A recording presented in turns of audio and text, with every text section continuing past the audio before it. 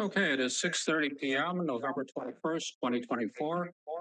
I'd like to call to order this meeting of the Board of Directors of the San Lorenzo Valley Water District. You're echoing. Well, I shouldn't be, but Speaker off. Somebody was echoing. Mine was. Right, sorry. yeah, it's not mine, mate. Okay. We took Okay. We took care of it. So, will the Secretary please call the roll? Yes. President Hill, Present. Vice President Swan, Here. Director Fox, Here. Director Lang. Here. Director Largate. Here. All right. We have everyone. Okay. Changes to the agenda. Additions to the agenda, if any, may only be made in accordance with California Government Code 54954.2, the Ralph M. Brown Act, which includes but is not limited to additions for which the need to take action is declared to have arisen after the agenda was posted as determined by a 2/3 vote of the Board of Directors, or if less than 2/3 of the members are present, a unanimous vote of those members present. Do we have any proposed changes to the agenda from board members? Do we have any from the public? I seeing none.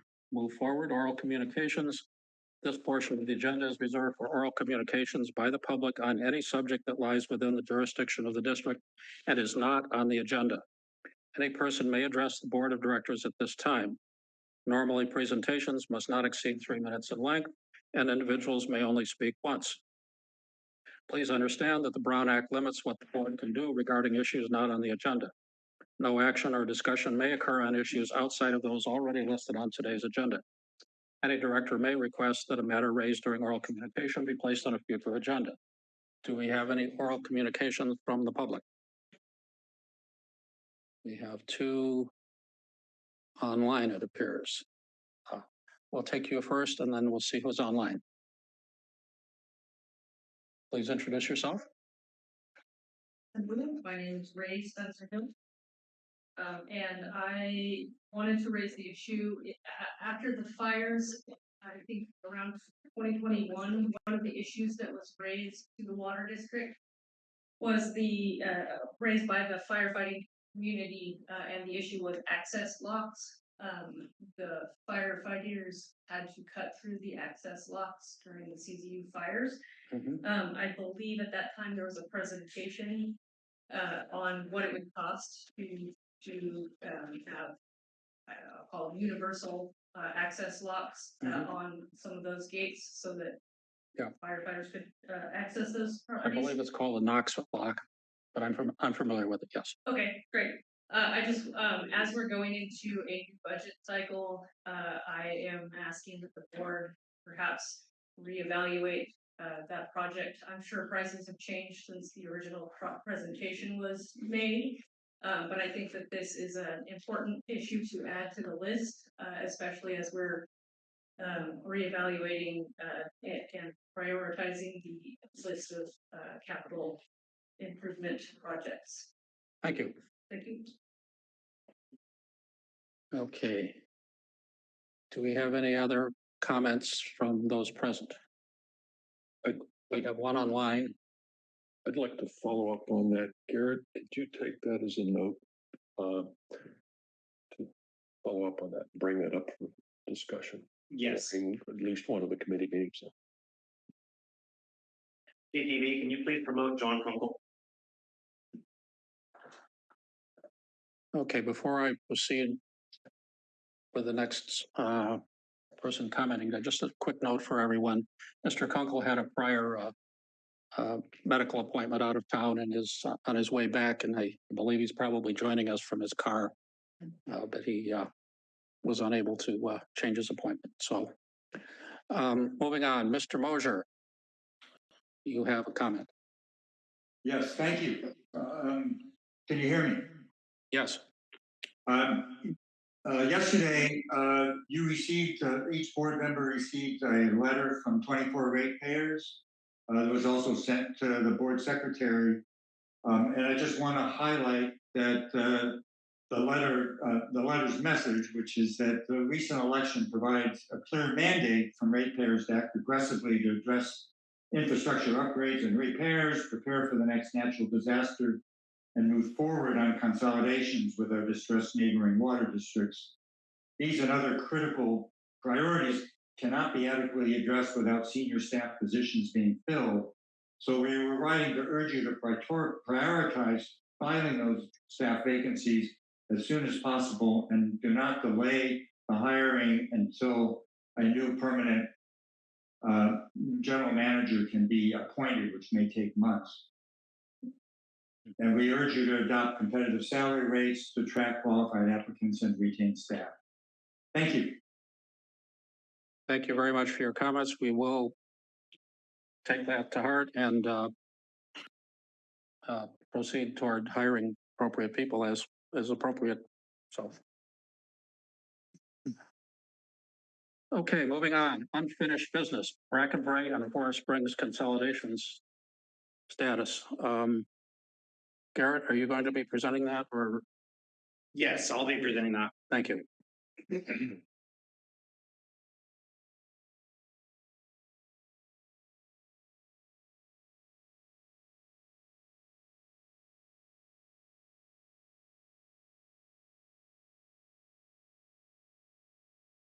So on the screen, you can see an overview of the entire project.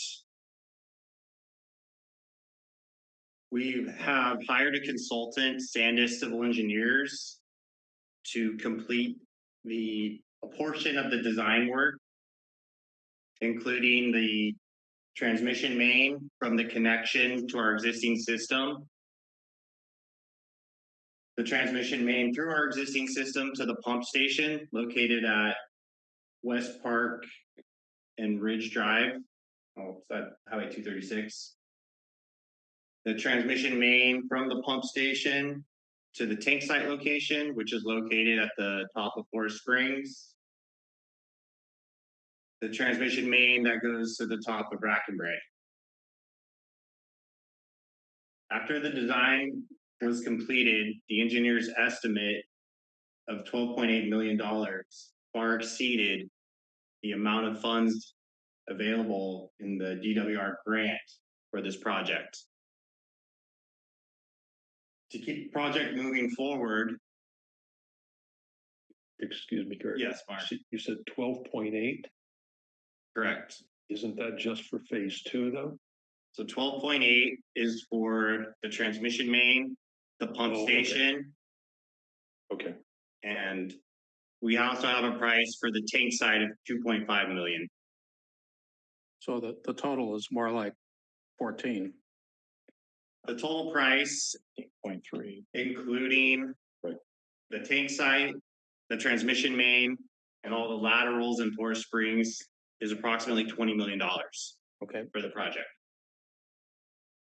So to keep the project moving forward and to utilize the DWR grant funding, we decided to break the project into phases that could be completed with the available funds. The initial phase seeks to connect to the existing system at Boulderbrook and Highway 236, proceed up Highway 236 across the Caltrans Bridge to Park Street. Once we get to Park Street, we move out of Caltrans right-of-way into the county right-of-way onto West Park. We proceed down West Park to Ridge and West Park. The estimate for that work was approximately $3 million. And with the remaining DWR fund and a contribution from the district, we thought we could put the project out to bid for the phase 1 scope of work.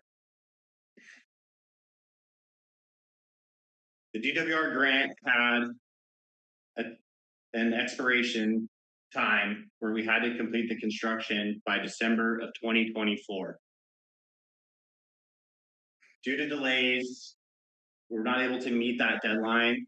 We wrote a letter to DWR requesting a time extension and approval for the reduced scope of work based on the available funds. DWR requested that in addition to the proposed reduced scope, we include a permanent connection from the district's existing system to Brackenbury. This would include an additional bridge crossing on the Caltrans bridge to complete that scope of work. We added that additional work to the base bid and reissued the bid package. In addition, we included a bid alternate in the bid package. The bid alternate was to utilize FEMA funding secured by Brackenbury to build the 10-inch diameter transmission main through Brackenbury.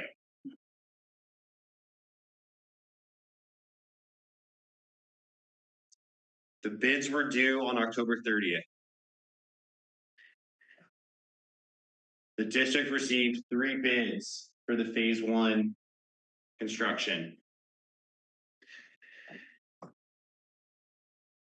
The apparent low bidder on the base bid is Anderson Pacific Engineering Construction at $3,253,580. All the prices for the bid alternate were in excess of $2 million. The Brackenbury FEMA grant is only $1.2 million. Therefore, we're not able to move forward with the bid alternate at this time. The remaining grant funds of approximately $2.5 million and the district contribution of $1.4 million gives us a total of $3.9 million to proceed with the phase 1 construction.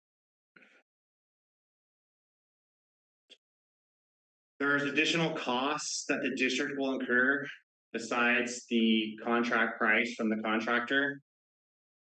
Typically, we have a labor compliance consultant to deal with certified payroll, the Department of Industrial Relations, and requirements around that. We would also have to hire a special inspection consultant for any testing during construction. Currently, staff time is billed to a work order associated with this project and is reimbursed through the grant. So I assume we would continue to do that. I've provided estimates for these additional costs and potential change orders of approximately 15% of the contract price. And it comes out to just over $3.9 million.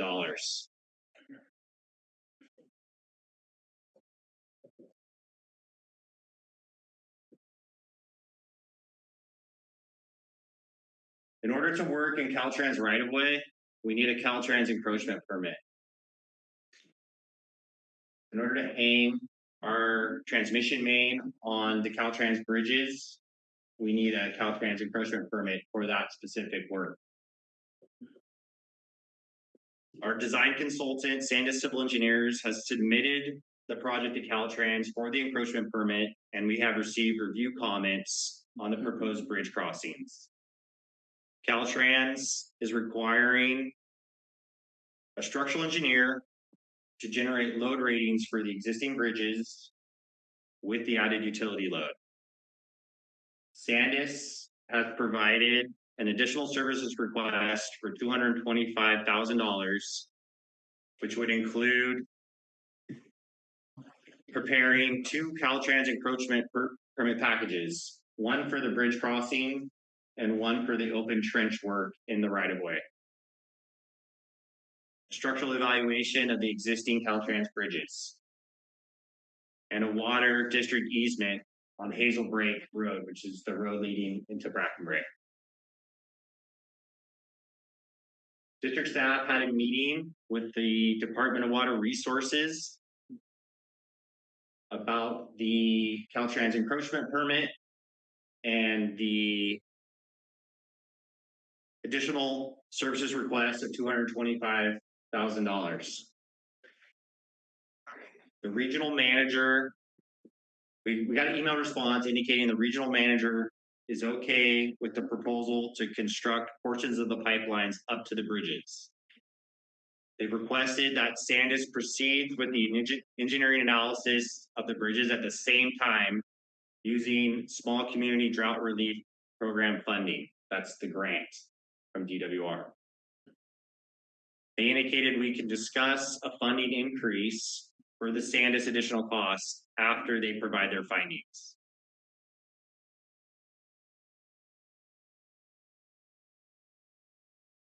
It's possible we could do the evaluation of these existing concrete bridges and find that the bridges do not have adequate capacity for existing traffic loads. It's possible we can find that the bridges need a retrofit in order to accommodate existing traffic loads and our added utility.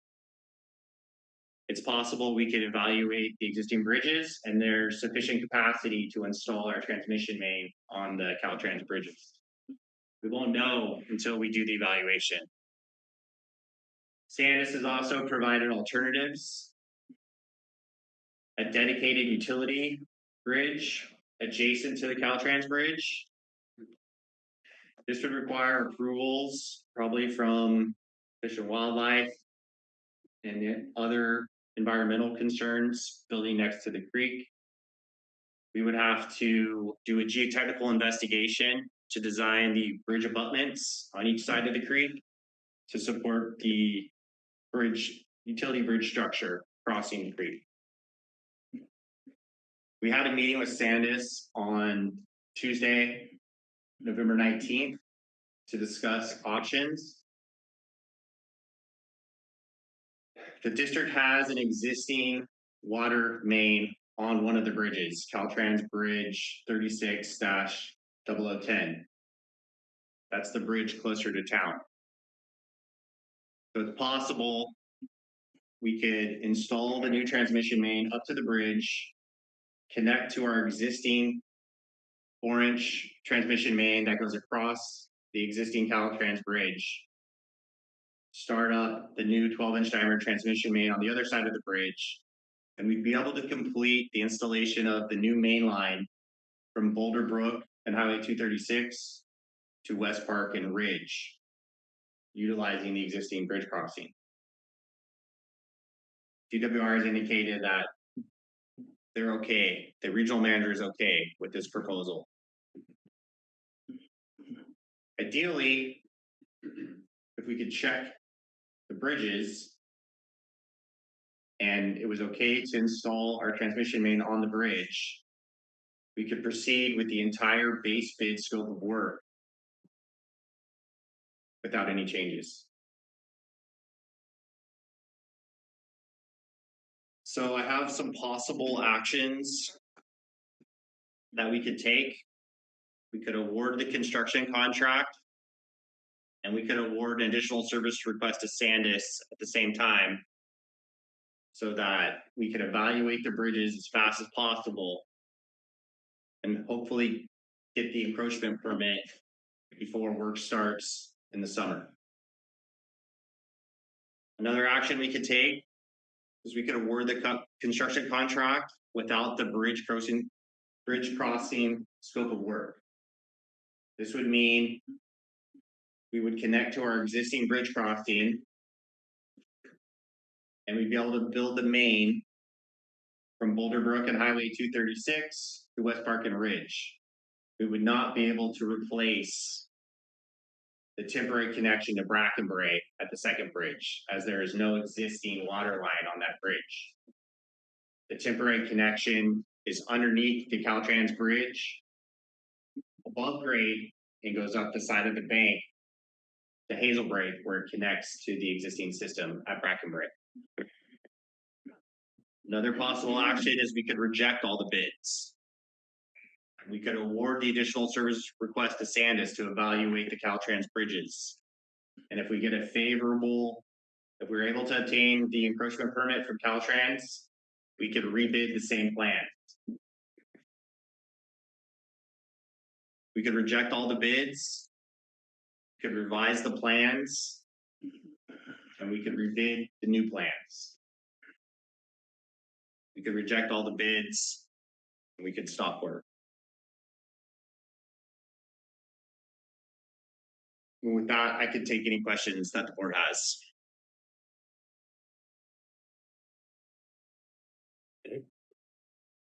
Questions? Yes. Um, you gave us, or you put out the, or Sandus is putting out two options. One is try to hang the pipe on the existing bridge, which means we have to keep that 4-inch in place well past the time that we put this new 12-inch in place and load the 12-inch. Because we have to have it working through that period of time. The other one is this lightweight steel structure. Has Sandus given you any feel for timing to get to a no-go for this option or no-go on this option? I think I'm looking for is what's the deal breaker on these? Cost, feasibility, permitting. Okay. So, I have representatives from Sandus on the call. okay. Can we promote them, Scott?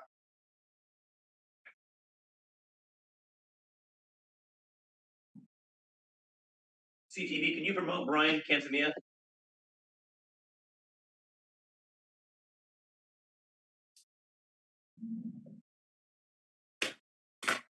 And this is Barbara. While that's occurring, can I just indicate that this item was, the way it's agendized, I think kind of limits direction to staff. So I just want to note that. It's a discussion item, an update. Okay. Yep. Okay. We really need to write these things. We're seeking information at this point, I think. Well, it does say receive, discuss, and possible action. Yeah. it was Regarding amended to say consolidation. possible action. So the first one was not good, but the second one got us where we need to be. Yeah, I don't know if the memo is written that way, but okay. I want to propose, let's proceed with the discussion and get questions out there.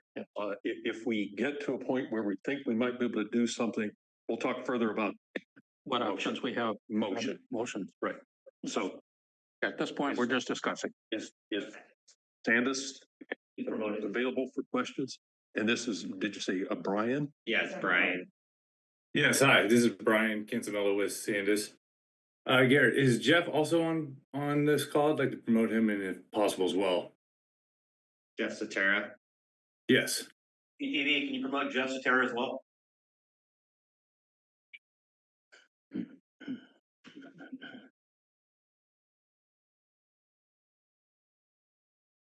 He's promoted.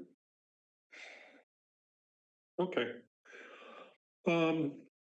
Garrett has provided us two options to get across the bridges.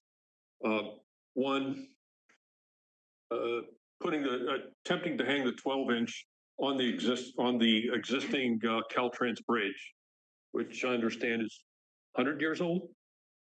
Correct. So we would have to go out and do a lot of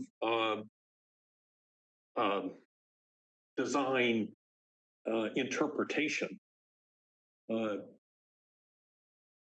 what's there. We'd have to evaluate the existing structure. Right. For its load capacity. Yeah.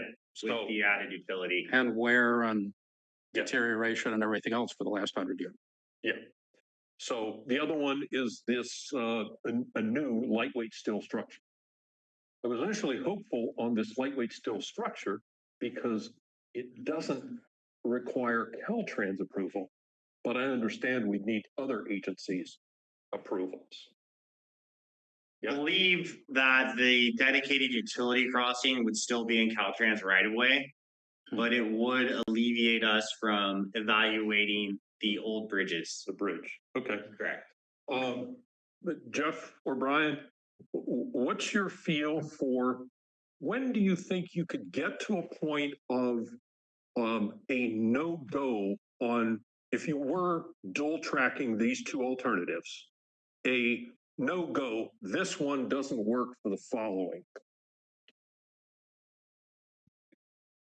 Is that a month of evaluation? Is that and $50,000 or? This is Jeff Sotero. Can you hear me? Yes? Yes. Um, I understand your question, and the analysis that's required by Caltrans, yes, is probably a month of duration. Due to the age of the bridge and maybe the unknowns in its construction, I think there isn't a sort of documented pathway for approvals. It's do the analysis, show the results. So it's to get to a place with Caltrans where we've captured all their review comments and are on the precipice of an approval is probably 4 months.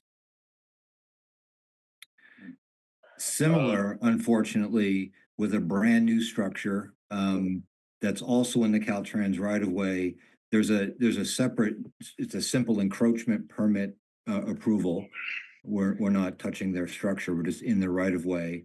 But a new structure that crosses the creek will require California Fish and Wildlife approval, the water boards, U.S. Army Corps of Engineers, U.S. Fish and Wildlife. Now that group of 4, we can bring them into a kind of a room together and attempt to fast track comments, but that agency team does not move very quickly. It's also about 4 months to get to a place where we have all the comments. I hate to say that there aren't any good solutions here, but they're both pretty, at least in terms of time, about the same. This is why you can't build anything anymore. Okay. So either way, it's significant agencies approvals. Yes. One is through Caltrans, but it eliminates us going through the more significant environmental reviews. Yes. Okay. Is the dollar figure that Garrett put out there to do both of these evaluations concurrently? Or is that for the Caltrans bridge option only? That 225,000. That's one of these 2 tax, whichever one. Understanding that's for the Caltrans bridge evaluation. Is that correct, guys? That is correct. Okay. And your original proposal to us was for how much? For the total project? I believe it was around 340,000. Okay. So 340,000 to go for the entire design that you're showing us there, but another 2.25 We've had to go the short section across the bridge. the original contract was around 340,000. We've had 10 additional service requests on this project. Okay. The scope of the project has changed Right. considerably Yep. back and forth. Right. Okay. And so that's the basic question I have on these 2 alternates. And Garrett, on the funding, you mentioned that there's 2.5 million left in the grant. Thought I heard from you a few weeks ago that it was 2.3. No? I checked with finance about the remaining funds. Okay. It's somewhat of a moving target because we are invoicing staff time. Right. We are sending them Sandus invoices. But the 2.5 is My understanding, we believe is correct. my understanding is we have an excess of 2.5 million. Okay. All right. Those are the basic questions that I have to start with here. So. Other questions? Oh, Just to make sure I'm clear, this, whichever one we go, as long as we're doing some construction, whether we do the steel bridge crossing, hang the pipe, or keep the 4-inch pipe, we'll meet with the grantor's approval for doing a consolidation, assuming we actually do the consolidation with Brackenbury. that is a contract in place and all the other paperwork associated with that. The response from DWR indicated the reduced scope of work can proceed as long as the temporary connections to Forest Springs and Brackenbury continue to function. And they would accept the building up to the bridge, connecting to the existing pipe. Because I know they've wanted to make sure we actually do a consolidation with the grant money that was provided to do a consolidation. They are writing the amendment to the grant right now or today, Okay. which will grant us the time extension. Yep. And will authorize the reduced scope of work. Okay. You know, folks, I mean, I hate to say it, but we're in this classic bureaucratic maze. We will be tied up in bureaucracy for, I mean, I think 4 months is incredibly optimistic. We're going to be tied up in this for 2 years, maybe 3 years. I have done RIAPs before, and it is that was with a different state environmental corps and I think a federal agency, and it is a nightmare. That one was 3 years. I can't, I mean, maybe they'll do something faster for us because we're trying to deal with fire recovery and all that. But you start dealing with the feds in Sacramento, they don't care about the local issues. They got bigger fish to fry. So I really don't see as how, if we want to proceed with this, we can put this project at any risk whatsoever by hoping that regulatory agencies, which are designed to stop things, not actually get anything built, are going to in somehow cooperate with us. Just not going to happen. So I have to agree with you, Bob. It seems to me like we've got on one side, basically DWR, and I don't know exactly what else was on the going over the bridge for approvals. And on the other side, we've got 4 different agencies from, you know, with different agendas and everything like that. If we're talking about DWR, you know, we can put some political pressure on them, with local representatives, whatever we can do. They've never done that. So the question I have is, it's feasible then to proceed with all this construction, just leave that 4-inch in place until we can kind of work through I'm not saying don't do any work on it. I'm just saying we have to be realistic and recognize that's going to take a lot longer to do. And that will probably ultimately be a separate future project from a funding point of view. That's a possibility. And do the people that bid on this sort of agree that they would take that project on? I don't think that's what actually, I mean, the bid included hanging the 12-inch, right?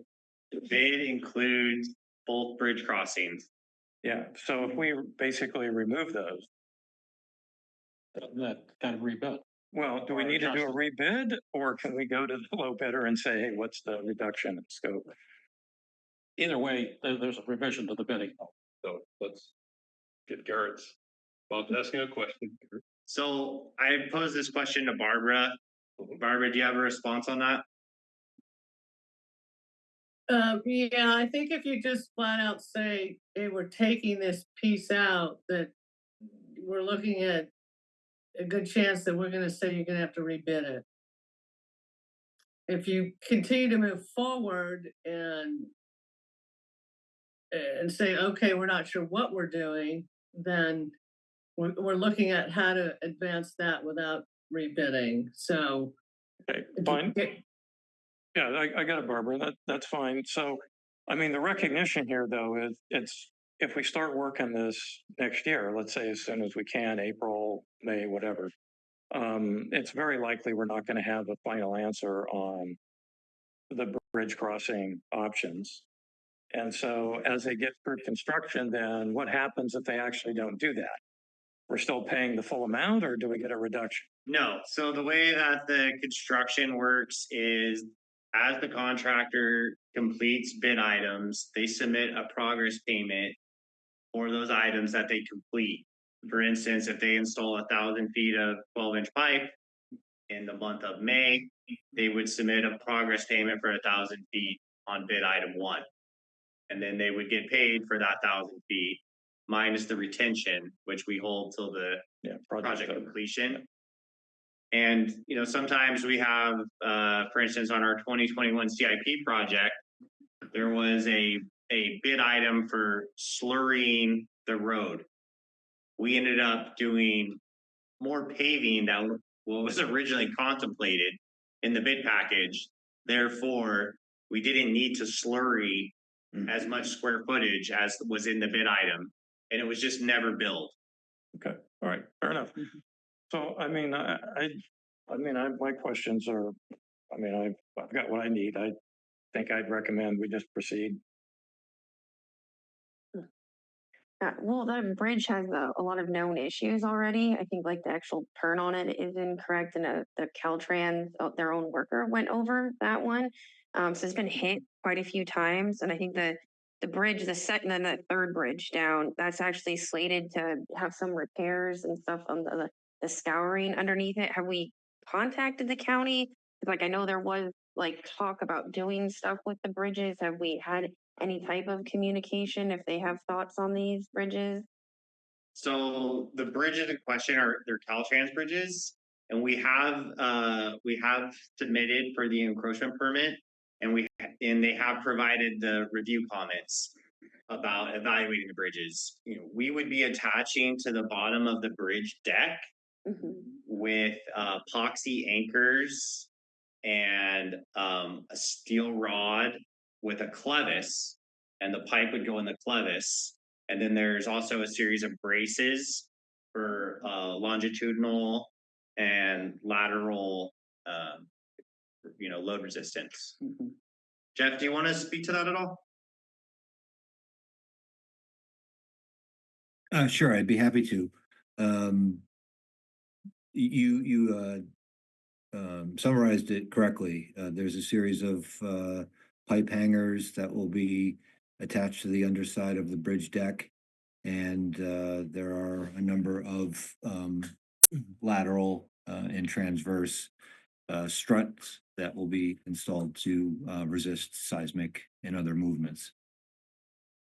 Was there any indication from Caltrans that they were looking at replacing those bridges in the near future? None at all. Yeah, well, concrete lasts like 100 years, so they're kind of right there. So, Right. yeah, I would be worried that those bridges would be able to handle that, and we might go down that road and find that out. And I actually have a different viewpoint on as far as regulatory agencies, and I think given that we're trying to provide water to people, I think that they would be more willing to fast track this and work with us. And I do believe that's also a viable option. Besides staff time going down that road, like how much would we incur if we tried to do the lightweight steel? So right now, for the engineering effort, it's estimated at $150,000. Okay. And then once we have the plans developed, then it would be a change order or a separate project for the construction. Okay. Yeah, I wish we could just kind of do both simultaneously and see what works out instead of having to pick either or right now, but I understand that's quite a bit of money to throw out there. All right, that's all I have for now. Thanks. So I guess it strikes me that strapping a pipe to the underside of an existing bridge would be a lower cost construction alternative than a custom separate lightweight pipe bridge. Is that correct? What's the assuming no major structural limitations of the bridge? Can you give a ballpark all-up cost estimate comparison of those two alternatives? Okay, so in the bid, the apparent low bidder, the cost of the bridge crossing, is that what you want to know? Compared to what this lightweight pipe bridge that I don't think we have. The bridge crossing is $198,000. The second bridge crossing is $196,000 in the apparent low bidder. Jeff, do you have any feel for the price on a dedicated pedestrian or utility bridge? Utility bridge. My guess would be it's between 500,000 and maybe 700,000. You know, unfortunately, it's not that anything is cheap, but the foundation work is extremely difficult. It's tight quarters. One of the biggest challenges logistics wise is how would this bridge be put in place, this new structure? It would almost have to be a truck sitting on the existing bridge with a crane to lift the new bridge into place. And, you know, I'm sure it's possible, but there's a lot of logistics on the sort of the parallel structure that make it not an easy choice to make and say this is a win. Great, thank you. And then the, you know, I have no idea what this pipe would actually weigh, but back of the envelope, maybe 10,000 pounds or something like that, strapped to the underside of the bridge. Yes. And we've got, I think we have 80,000 pound log trucks going over that. What's the likelihood that the bridge is not strong enough to support this thing? Like, there's a feasibility analysis and a structural analysis. What are the chances that that comes up showing that the bridge can't handle it, do you think? The bridge can handle the pipe load, no issue. What I think Caltrans is interested in is, does that lower the load rating that they would put on the bridge? And if it does, is it significant that it impacts the type of traffic that can cross the bridge? Newer bridges, just as a for instance, the bridge crossing at Glen Arbor, that bridge was built in the 80s. Caltrans has all kinds of information about that bridge, and the very same hanging system that was used there is what's proposed here. Actually, there's probably a little bit more lateral bracing in this current design. So hanging a pipe under these bridges is not an issue. In fact, this style of bridge, this arched concrete structure, is extremely strong. So that's really not the issue. I think it's really Caltrans in some ways is using this as a vehicle to model and document a bridge that they don't have enough information about to base, you know, to back up their approval of the crossing itself. I hate to say it that way, but Okay. Yeah, okay, thanks. That's fair. Good. Why should they pay for it? Yes, they're all pulling. Oh, do you have questions, Jeff? They've been answered. I've been paying close attention to this and, yes. So, Garrett, what does engineering propose as the next steps? My preference would be to award the construction contract and award the additional services request from Sandus to evaluate the bridges to show that we can mount our new transmission main on the existing Caltrans bridge. That allows us to utilize the DWR fund. It allows us to get rolling, get pipe in the ground. If it turns out we do the evaluation and it's not possible to utilize the Caltrans bridge, we can still utilize the existing crossing and we'll have a deductive change order on the contract. Yeah. Done deal. So let me ask Barbara. Well, now we go back to what's the controlling document? Exactly. It is the agenda document that's the controlling document. I'd like to hear from Barbara. Barbara? Yes. So, given what we have written in front of us and what you pointed out earlier, what can we procedurally do at this point? Well, you don't have on your agenda award of the bid. So I don't think you can say you're going to award the bid tonight. I think you can give direction to continue and working with DWR and pursuing, you know, the additional funds that they said that they will provide and this evaluation, structural evaluation. I think you need to put that contract together and have that approved, and you need to bring forward the bid, the agreement to award the lowest bidder. So at a subsequent meeting, yes, so the next one that we have, staff could bring the construction contract in front of us. That makes Yeah. sense to me, yes. Okay. Could also bring the sand. Right. But also The bring. sand is, right, the sand is, because that, right. So given what we've already said, do we need to provide some direction to staff or? Yes. And I'm going to provide direction to staff that at the next board meeting, you'll provide us with specific documented proposals that we can, and specific recommended motions that we can vote on to proceed. Yes, sir. Awarding contract document and awarding the testing contract to Sandus. And I would encourage continued communication with DWR. Yes. Yeah. Yes.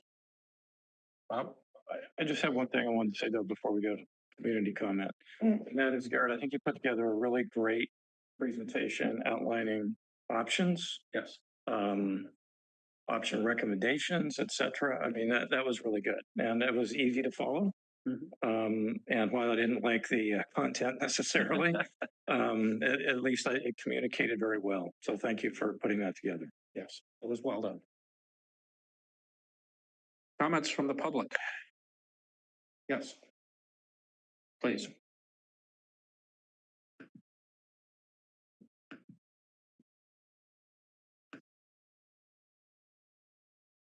My name is Karen Vitale, and I am a member of the Forest Springs Board of Directors and chairperson of our consolidation committee.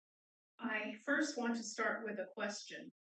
Does a bid award fall in the category of possible board action for the third part of the agenda item that's there? It says possible board action. And I believe that when there was discussions of contracts for environmental managers and such, possible board action included approving. So I'm going to take the position on this, and Barbara can tell me I'm crazy if I am, but I don't see how we can go beyond what we've requested here without having an actual contract proposal in front of us, without having a detailed bid, et cetera. Agreed. Yeah, because normally we authorize to Execute the contract. And that's the action that needs to be taken. We don't really have a contract right now to authorize to execute. Yeah. So, All right. and that's usually a very detailed document. In this case, this could be, 50, 100 pages worth of detail. So. Okay, I understand that. Okay, thank you very much for clarifying that. I prepared a quick set of comments. It seems like we've reached a tipping point in this project, and I think you all understood that very well tonight, and that it's time for action. And I believe that the course of action that was proposed as the recommended action is a very strong direction to take. It's the right direction to take. And it gets us going. I mean, it's very clear from Garrett's comments that the state's Department of Water Resources is very supportive of this project and is being very flexible. They understand the criticality of what we're trying to achieve here. And I think that's really good news. So I think there's a lot of direction here. And that we should certainly, I believe your next meeting is December 5th. This is definitely something which, as you've directed, these documents should be reviewed with the idea toward a motion of signing them and awarding those contracts. I think also I want to be really clear. These are things that have already been said, but the district potentially obtains about $4 million worth of benefit from a spend of about 1.4 million of the district's funds. I think that's a good deal no matter how you slice it, but it's also a win for the community where some old infrastructure is getting updated. It's building capacity to bring in new ratepayers, and it helps especially Forest Springs and Brackenbray, who desperately need this, given our infrastructure. I think the other benefit maybe we haven't talked about is the fact that by not rebidding, we're not getting out into next year where, given the current political climate, we don't know what's going to happen to a lot of pricing, how much hedging of bets is going to happen. So moving forward with 2024 pricing locked in is a good thing for the district. Both Forest Springs and Brackenbray are, even if you were to proceed, knowing that maybe the pricing is going up, it falls ultimately on our shoulders. We're working hard with Moonshot Missions to identify grant opportunities, long-term loans. How can we do this? But in the end, it falls on our shoulders to pay for this when there are dollars that must be paid back. And so what we would very much like to see is locking in at least today's pricing and not risking getting out there again for next year. So as far as the bridge itself, sounds like we had a little bit of room for optimism, and then also some concerns. Old concrete versus, a bridge that's engineered in a way to make it really sturdy, so that bet on Sandus may pay off. Bet on the engineering, I should say, and the result of that study. So I think strong wording from Forest Springs. Yes, we are very definitely in favor. Thank you. Yes, we didn't turn the timer on, but I was perfectly happy to. This is an important issue and we need the feedback from the public. So if we went over a few minutes, I'm not going to complain about it. Yes, ma'am.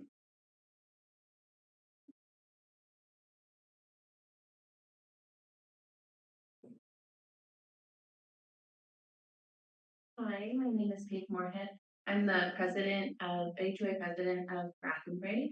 I couldn't say it more beautifully myself, Karen. I just want to echo that Brackenbray and Forest Springs. I just really appreciated everything that she said in terms of our desire to move forward, and not lose this money, not lose this opportunity. I know that I can speak for our community that this has been a long process, and a lot of our community is still rebuilding. So we appreciate you moving forward with DWR grant money, and it could be a win overall for everybody. So Thank you. Yes, ma'am.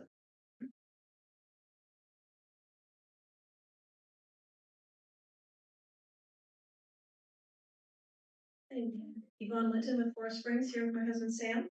I just wanted to say thank you, first of all, for agreeing on the seriousness of this to proceed. I'm hugely relieved. Thank you, Bob. Thank you, Jeff. Thank you, Anita.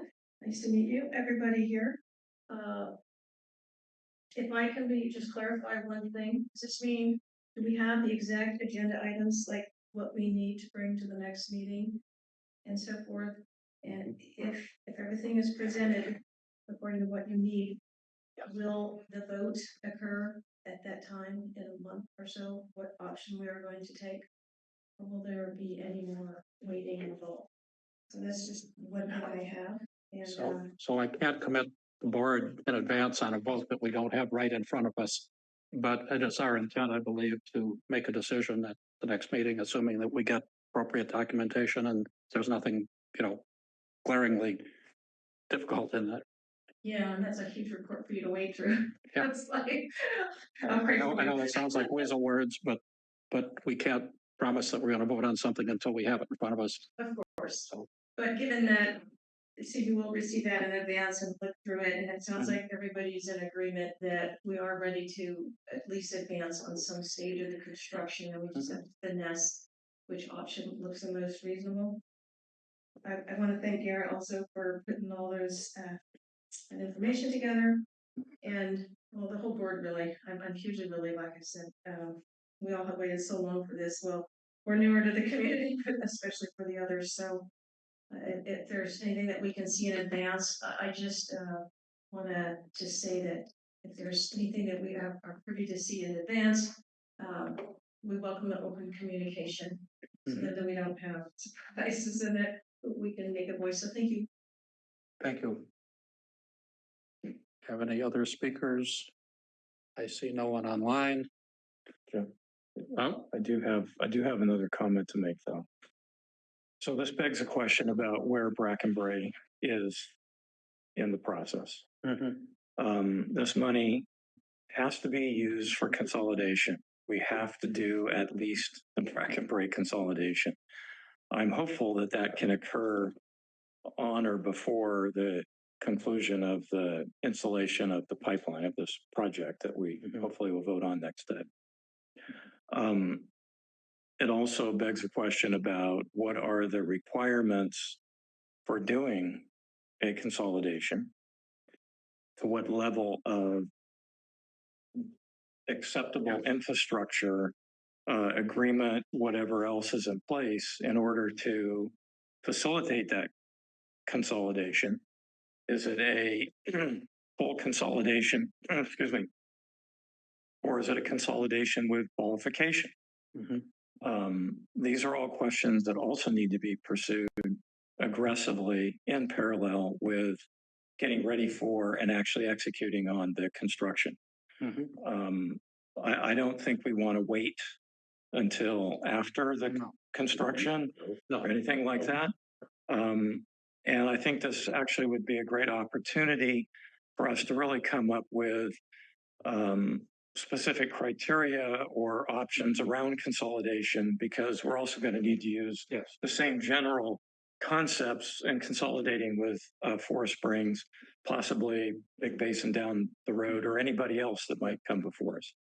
So hopefully these can all be pursued with equal vigor. In fact, I think we're a little bit maybe not as far along on those, and hopefully more vigor to make sure we get all of that contractual work completed. So I will spend time this next week with our interim general manager on this subject and see if we can't put together an outline of everything we need to have. I think Mark is. I'm already. You're already there? I'm already working on that. Good. Well, I'll be glad to spend some time with you. Okay. Sure. Just the two of you.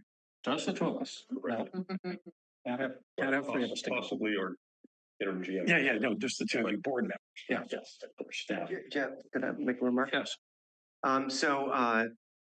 Just for some additional context, the Proposition 4 passed in this current election.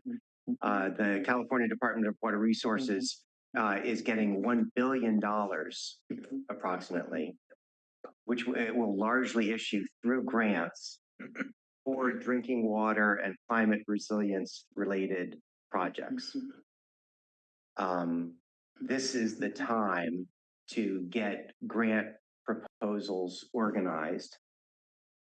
The California budget was in disarray for a year or two. That set back normal California grant programs. And so all of the agencies that had grant projects that they had hoped to get funded in the past year have been waiting for the Prop 4 grant solicitations. And so there'll be a big flood of projects, and the Prop 4 money will probably go faster than you think. And so for the district and for the district grant writing pipeline is maybe a year old. I don't know that we have. So I would encourage the district, I would encourage the Forest Springs community to engage with opportunities for funding and invest considerably in that. And then whatever construction cost estimates you're using, escalate them substantially. The inflation rate for construction has been higher than the CPI. And it's and when you think that it'll take 2 years to get the money and maybe 2 years to spend it, that's even more time that goes by. Brian, is that 1 billion or 10 billion? 1 billion to Department of Water Resources, 9 billion to other state agencies or other climate. Water. It says here 3.8 billion for safe drinking water and water resilience. Out of that is probably the 1 billion for DWR. Yep. So we really need to focus on getting another grant writer for the district since we lost ours. So we can get on Point the, of order. I yeah. think we're going well outside of what we have on our agenda. I Yes, think Brian's point is taken yes. and his comment is made to this, We'll but work on that offline. yes. Okay, you had one more comment? Yes, I'm gonna get there. Okay, please keep it short. Normally, people only get one comment per subject. Thank you again. Just given, the comment from the conversation that just happened, I would ask that we engage in value engineering. I know our water commissioners talked in depth about that. I know that in our meetings, we've talked about how there's preferred ductile iron, but there may be other materials that could also save us money. Hopefully in conjunction with your suggestion of going out for more grants, we can actually get there. So just want to put that out there. We definitely like to see some value engineering. And naturally, I think have a history of talking about some of these things that might be able to lower the price as well. So thank you. Thank you. Okay, moving on. New business. Rate assistance program budget increase fiscal year 24-25. We have a resolution here and discussion. Heather, are you online? I am. Can you hear me? Yes, we can. All right. Present the item. I will do my best. We'll see how long this lasts. Good evening, board. The action before you is to adopt a resolution approving an increase to the fiscal year 24-25 budget in the amount of $3,000 to cover the increased use of low income discount provided by the rate assistance program. The program was established in 2020. It was increased in January from $15 per month to $20 per month. The current budget is $25,000, which limits us to approximately 104 customers to stay within that budget. At this point, we are maxed out at the 104. What I'm proposing is to increase the budget by 3,000 for the current fiscal year. That will allow an additional 22 customers to participate in the program for this fiscal year. There is complications with that. If we were to continue with that number of 126 customers into next fiscal year, the total program cost would go up to over 30,000. And there is limitations in the policy that says the program will not cost more than 25,000. I am proposing to bring this low income discount program to the Budget and Finance Committee in December to talk about multiple things. So there's an opportunity to change that policy. But for now, what I am proposing is to increase the budget by the 3,000 to 28,000 to allow an additional 22 customers to participate in the program. And that concludes my presentation. Okay. Let's go to the public first on this. Do we have comments from public present here? Yes, we do. My name is Ray again.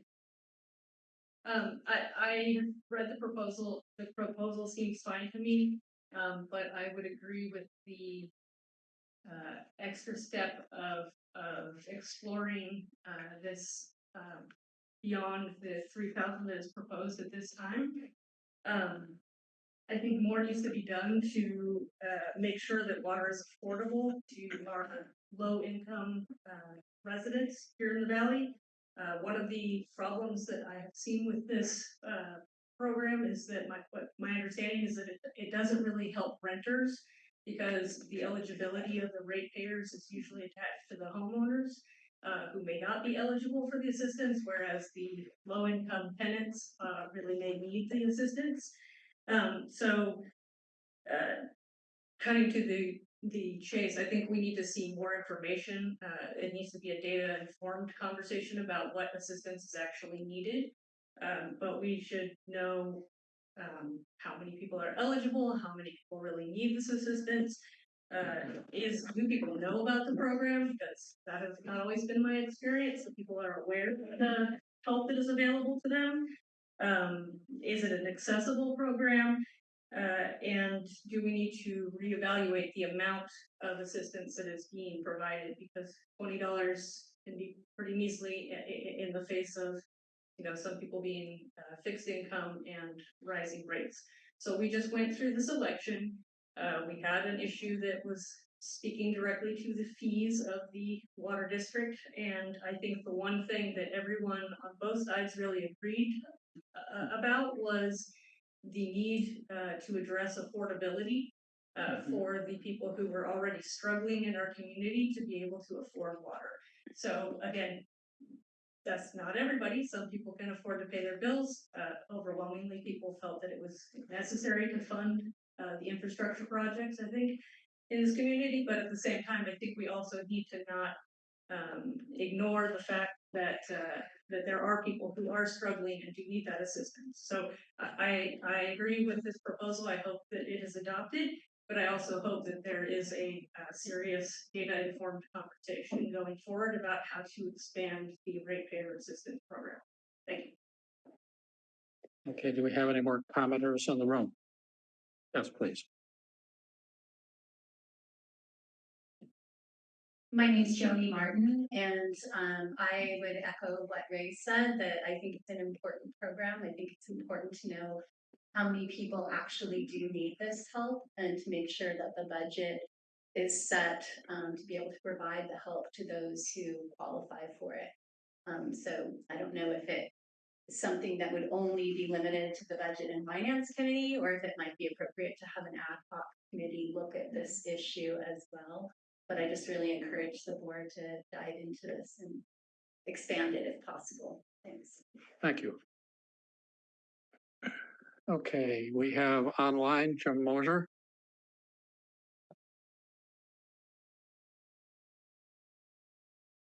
Jim, did you have a comment? Can you hear me? Yes. Yes. I just want to echo what Joni and Ray said. I agree with everything they said. I think the recent election does provide a strong mandate for revisiting this program. I think the ratepayers sent a message through the election that this is an important issue for the district to address. I think it's important enough that it would be good to not only have the Budget and Finance Committee be looking at this, but there could be either an ad hoc committee, or the board could direct the interim general manager to facilitate conversations with ratepayers to get more information about the program and the needs in the community.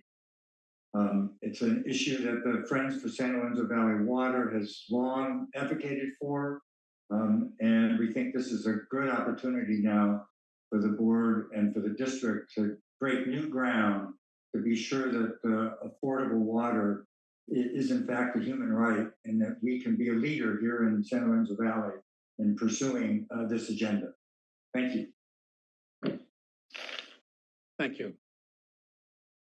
Okay. I will start the comments from the board if there are any. I would only remark that the issue in front of us today is to step the program up and close out fiscal year, which we're most of the way through, and it's a stopgap. And we're going into a budget cycle in the near future, and that will be the time to just explore the larger issues of adequacy of the program. Right now, we have a number of people in a backlog, and what we want to do is get them into the program. And so this is tonight's decision is a short-term, finish out the fiscal year decision, and then we'll, in the process of budgeting next fiscal year, we'll address the larger issues. I just want to address one comment. Yes. Raised. There is in the paperwork it says if you're not a legal deed owner of the property, and it goes on and it does explain it that you can show the rental agreement between the two, because that was something that was discussed when we switched over from owner only accounts, and so that provision is in there. It's number 5D three. Oh, yeah. Anyways, it's buried in there. But yeah, I completely agree with being able to this stopgap here, because I do believe that water is a human right and that we need to be taking care of the most vulnerable people among us. So yes, that's all I have to say. Other comments, Bob? Yeah, I do have a correction, or at least when this program was originally proposed, the money that was being used as an offset was the cellular tower revenue, not property taxes. In fact, at that time, the board at that time in 2019, I think it was, or 2020, did not want to tap into property tax revenue, since that was being used to fund loans. So my question is, do we know what revenue account this is coming out of? And is the proposal to continue taking it out of cellular lease rental, or is it property taxes at this point? We are unable to use Prop 218 revenue. I understand that. Cellular revenue, cellular rental revenue is not Prop 218. That's why we went with cellular revenue. So I know we can't do Prop 218. Is it coming out of the cellular? Is it coming out of the cellular account? Point of order. Coming out of the property tax account. A point of order, Bob. I am speaking, Director Largay. Thank you very much. Bob, you are interrupting, and I was listening to the staff. You are not the chair. Jeff, if we could let the so staff. I'm trying to get my question answered. If you have a question, you can ask your question. I'm trying to get my question answered. Is it coming out of cellular revenue, or is it coming out of property tax? To me. Could you please allow Heather to answer that question, Director Largay? What is your point of order, please? When staff are speaking, it's important to me that they be allowed to finish, because regardless of who asked the question, I'm listening to staff response. And when they're interrupted, that impairs my ability to hear the answer. So if we could not interrupt staff, that would be helpful for me. Heather, have you finished your answer to the last question? I have not. Please proceed. Thank you. The revenue other than the rate revenue and the other restricted revenue to the assessment districts is essentially considered general revenues to the district. So I can't say that these low income discounts are funded with cell rental revenue or property tax. It is funded out of the, I'm going to call unrestricted revenue that is allowed to fund the discounts. They are lumped together. Okay, so then if I look at page 11, second paragraph where it says, and therefore the program is funded with property tax revenue, that should really say it's funded with unrestricted revenue. I would say that it probably should say that is funded with non-Prop 218 revenue. Fair enough. Thank you. Do we have any further comments? Yes, I have a couple questions. Mark. On page 11 of the memo, you state projecting to June 30th, 2024. Did you mean June 30th, 2025? It's kind of in the center of the page. I'm assuming that you're meaning. Are you referring to the projecting to June 30th of 20? Yes, you are right. 2025. Okay. Thank you very much. All right. That Thank you. clarifies that then. And what do we get in annual property tax revenue. You're now saying unrestricted, but Correct. Significantly more than the 25. I confirmed that. I don't have that number offhand, but it is significantly more than the 25. okay. Okay, those are the questions I have. I just want to say that I think this is a great idea. I think it's decency to move forward with it.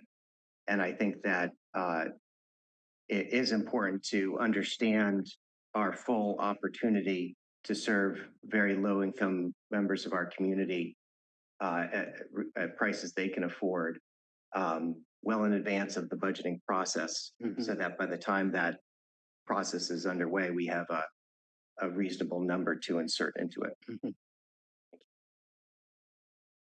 Okay, seeing, well, wait, we have one. Cynthia, online.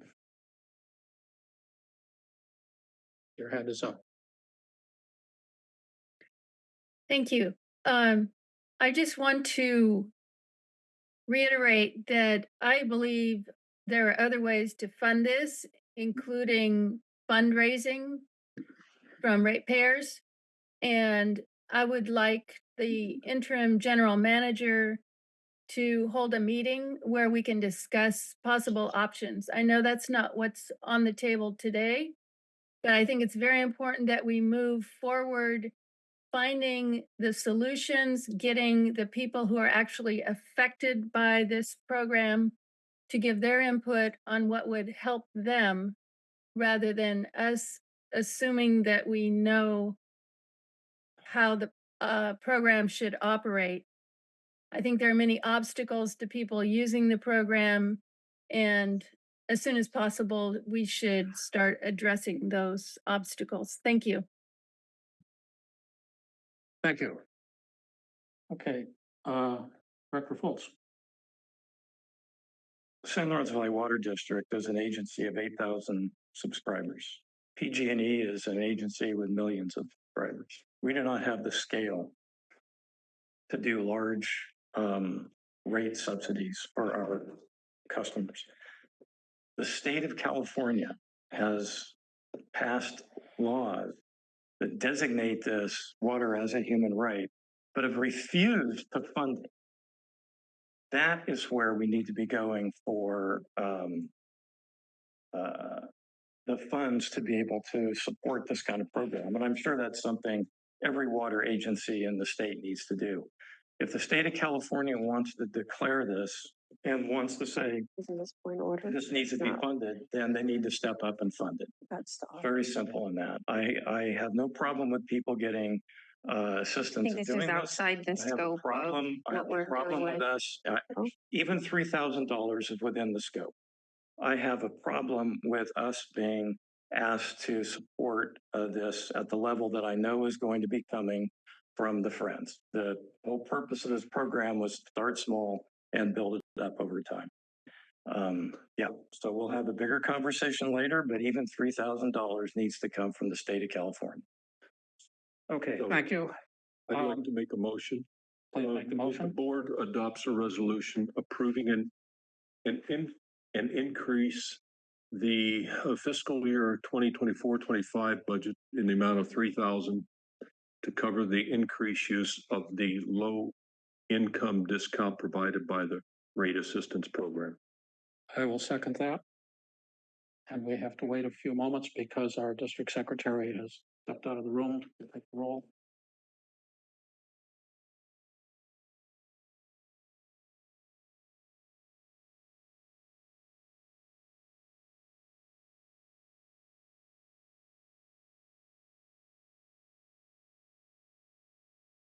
Okay,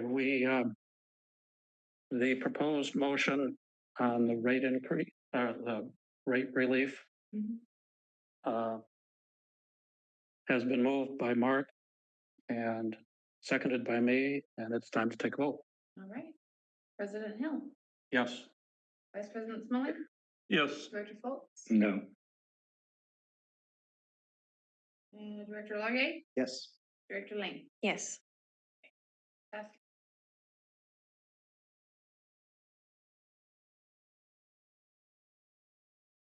Okay, moving on. The next item is the monthly finance report. Heather, are you? Presenting, yeah. Yes, thank you. ready to present? Good evening. What is before you tonight is the monthly finance report for August and September. It includes the cash balances. It includes how the project funds have been spent. It includes the balance of the debt proceeds as of September 30th. And it also includes the balance of the fire surcharge restricted funds, again, as of September 30th. That concludes my presentation, and I am here for any questions.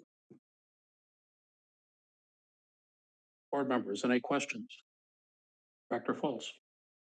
Yeah, Heather, thanks for assembling this. Appreciate you catching us up on the timeline. I was looking at the Lompico Assessment District. What do we do with those funds? We pay NBS to do the calculation. And then I believe there's certain projects that project contributes to. I'm not exactly sure that's the case on the project, which is why I was asking about where the funds are going. All of the Lompico projects, I think with the exception of the service lines, were completed. And originally Lompico had assessed themselves to pay for a number of projects. The district unilaterally withdrew support for the service lines, saying it was out of money. So I'm a little fuzzy as to why that's showing a balance and where that money is going right now. Okay, what I can do is at a future board meeting, I can bring back a report of how that money has been spent over the last 12, 18 months. If that would please the board. Yeah, thanks, Heather. It doesn't need to be comprehensive. Even just an indication and an email of, it's going here would be great. Because if there are funds available, I would like to complete the service line project that the district had committed to do, but withdrew its support from. Okay. The second item is just a quick request. Is it possible to subtotal the operating and non-operating sections in the revenue and expenses? Yes, I can. Yeah, just make it easier to get to bottom line numbers. Yes, I can do that. Great, thank you. That was it. Thank you. Okay, any further comments on the? Yes. Mark. I see on page 21, 22 of the agenda, revenue is at 24% of budget, about a quarter of the way through the year, the end of September. Expenses at 30%. What do we have insurance. significantly? Insurance. We pay insurance for the year in July. Yeah, I remember the same question a year ago. So that is your big item that is paid right at the very beginning of the fiscal year. And it throws off that ratio. Okay, well then let me follow up. If that question has come up before, shouldn't the budgeted expense category just show that insurance coming out in July? Then I don't ask that question next year. Sure. As in, you would like that detail in the report? Well, no. If we budget for it in July, yeah, then the expense would be at about 25%, not 30%. Am I correct?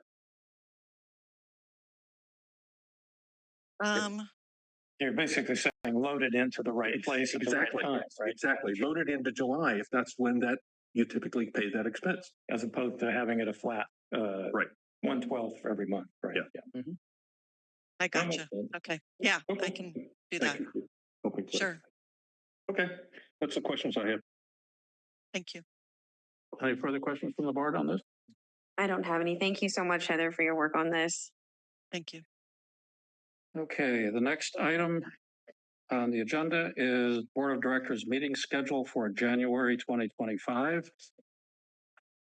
And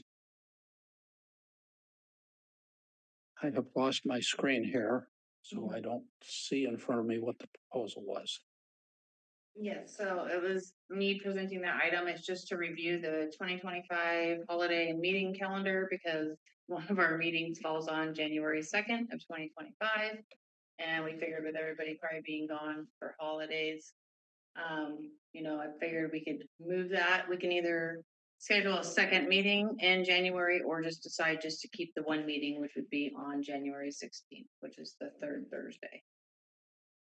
So that was the proposal to the board. Do we have any questions or comments from the board on that? We want to go to one meeting in January? I mean, we could always call a special meeting if we need to, but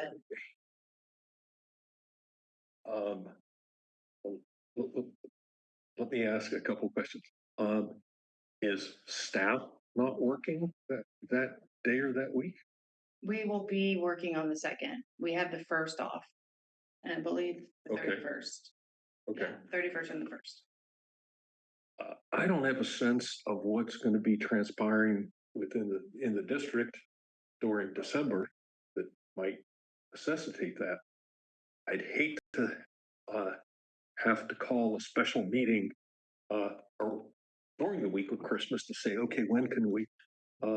But if you're asking the question, is the board available on the second? I'm available. Yeah, I'm available. I'd rather not be, but I am. Okay. We can Well, keep I the January didn't- 2nd meeting. Yeah, I right now I don't have any conflicts. It is winter break, but we may not be here over the new year, but we And I can don't figure know- that out I when don't we know get there. Plan are Right. either, so I think that was So I do know that he wants to pull together a working workshop type session for the board to talk about budgets going forward and the process and stuff. But that's not But here that's in not front here. of us right now. Right now, we have a board meeting on the 2nd of January. and we currently do, and we can keep it. You guys choose to do that. I don't really care either way. I'd recommend we make this decision in December when we're a little bit closer, just to make sure that we're not Yep. gonna regret it. Sure, we can bring it Fine back. with me. Okay, Yeah. So for now, table the issue. Yeah. Sure. Okay. Fine. Okay. The only thing on the consent agenda is the board minutes from 11/7/24. Would somebody please move the consent agenda? Well, does anybody want to pull them? I think. Does anybody want to pull them? No, seeing none. Moving on. We have, Wait. pardon me? Can I move? Consent agenda. Do we need to get comment on it? You can click comment. I don't think so. No. Never do. No. You need to move to accept the consent items. All right, I will move to accept the consent items. Thank you for helping. I'll second. Oh, go ahead. I'll let you second. second it. Okay, all right, I will take a vote. President Hill, Yes. Vice President Smalley, Yes. Director Fulton, Yes. Director Largay, Yes. Director Lang. Yes. All right, unanimous. Okay. We have no district reports. We have no written communications that arrived in time to be on the agenda. We have no informational material. Seeing no other action in front of the board at this time, this meeting is adjourned. Good night, everyone.